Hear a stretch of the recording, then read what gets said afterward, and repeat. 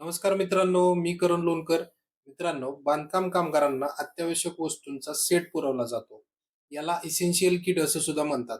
आता हा जो संच आहे, त्यामध्ये अगोदर थोड्या गोष्टी होत्या आणि छोट्या-छोट्या गोष्टी होत्या. म्हणजेच 2017 रोजी जो जी-आर आला होता, त्यामध्ये थोड्याच वस्तू दिल्या जात होत्या.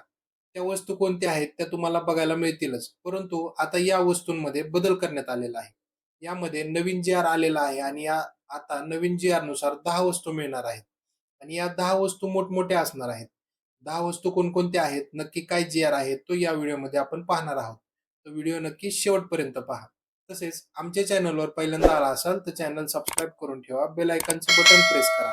म्हणजे आमच्या नवनवीन अपडेटेड व्हिडिओ तुमच्यापर्यंत पोहोचत राहतील. तर चला मित्रांनो, व्हिडिओ सुरू करूया.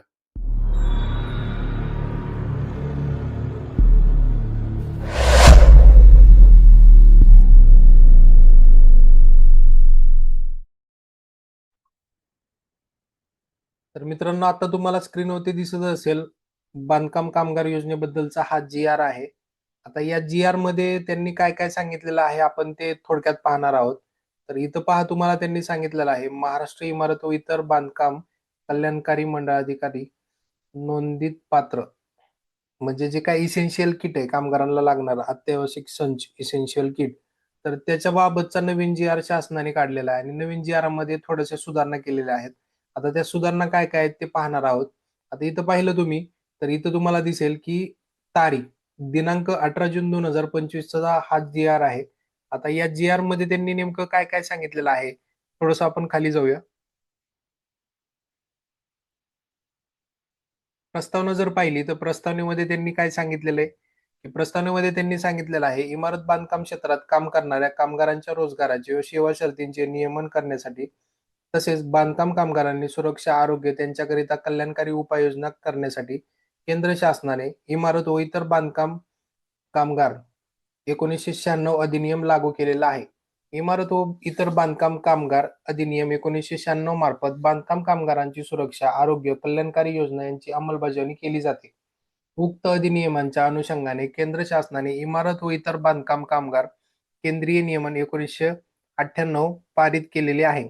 त्यानुसार इमारत बांधकाम कामगारांना अधिनियम 1996च्या अंमलबजावणीसाठी महाराष्ट्रात व इतर बांधकाम कामगार योजनेच्या 2007च्या प्रसारित करण्यात आलेले आहे. उक्त अधिनियमाच्या कलम 18 अन्वये राज्यात महाराष्ट्र इमारत व बांधकाम कामगार कल्याणकारी मंडळाची स्थापना करण्यात आली. राज्यातील इमारत व बांधकाम क्षेत्रामध्ये काम करणाऱ्या कामगारांची मंडळामार्फत नोंदणी करण्यात येत असून त्यांना मंडळामार्फत राबवण्यात येणाऱ्या विविध कल्याणकारी योजनांचे लाभ दिले जातात. त्यास अनुसरून महाराष्ट्र इमारत व बांधकाम कामगार कल्याणकारी मंडळांतर्गत राज्यातील नोंदणी सक्रिय बांधकाम कामगारांच्या आवश्यक संच इसेन्शियल किट पुरवणे या योजनेस संदर्भित क्रमांक 5 संदर्भाधीन क्रमांक 5 येथील शासन निर्णयाद्वारे मान्यता देण्यात येत आली होती.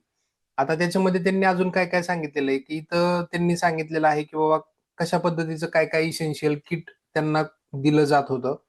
आता त्याच्यामध्ये थोडासा बदल केलेला आहे आणि तो बदल काय काय आहे, तर तो आपल्याला इथं आता सगळ्यात महत्त्वाचा हा शासन निर्णय इथं आपल्याला त्यांनी सांगितलेला आहे, की शासन निर्णयामध्ये त्यांनी सांगितलंय, महाराष्ट्र व इमारत बांधकाम कामगार कल्याणकारी मंडळातील नोंदणी सक्रिय जीवित बांधकाम कामगारांच्या अत्यावश्यक इसेन्शियल किट पुरवणे सुधारित योजनेतील खाली अटींच्या अधीन राहून प्रशासनाची मान्यता देण्यात येत आहे.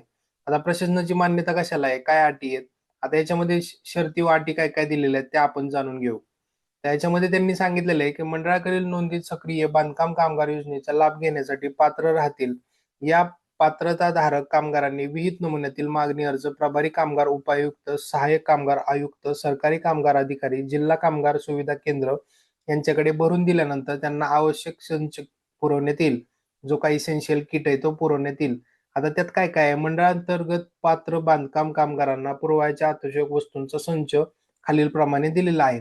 आता त्याच्यामध्ये त्यांनी काय काय दिलेलं आहे मित्रांनो, इथे बघा. टोटल तुम्हाला 10 चा सेट दिलेला आहे. 10 वस्तू दिलेल्या आहेत. आता ते 10 वस्तूंमध्ये काय काय दिलेलं आहे? तर पाहिलं तर 1 नंबरला तुम्हाला दिलेली आहे पत्र्याची पेटी. पत्र्याची पेटी तुम्हाला मिळणार आहे. 2 नंबरला सांगितलेलं आहे प्लास्टिकची चटई मिळणार आहे. 3 नंबरला सांगितलेलं आहे धान्य साठवण कोठारी 15 किलोची. त्यानंतर अजून काय सांगितलेलं आहे? धान्य साठवण कोठी 22 किलो. अजून सांगितलेलं आहे बेडशीट 6 नंबरला आहे चादर, 7 नंबरला आहे ब्लँकेट, 8 नंबरला आहे साखर ठेवण्यासाठीचा डबा क्षमतेच्या 1 किलो पर्यंत. त्यानंतर चहा पावडर ठेवण्यासाठीचा डबा 500 ग्रॅम पर्यंत. त्यानंतर वॉटर प्युरिफायर 18 लिटर. या अशा पद्धतीच्या एकूण 10 वस्तू तुम्हाला मित्रांनो देण्यात आलेल्या आहेत.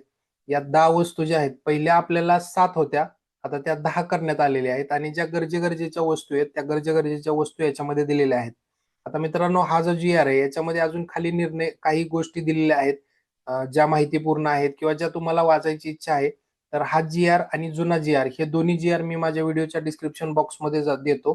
तिथून तुम्ही तो जी आर डाउनलोड करून तुम्ही वाचू शकता. तर मित्रांनो, ही अशा पद्धतीची महत्वाची व्हिडिओ होती. व्हिडिओ आवडली असेल तर लाईक करायला विसरू नका. जय हिंद, जय महाराष्ट्र. धन्यवाद.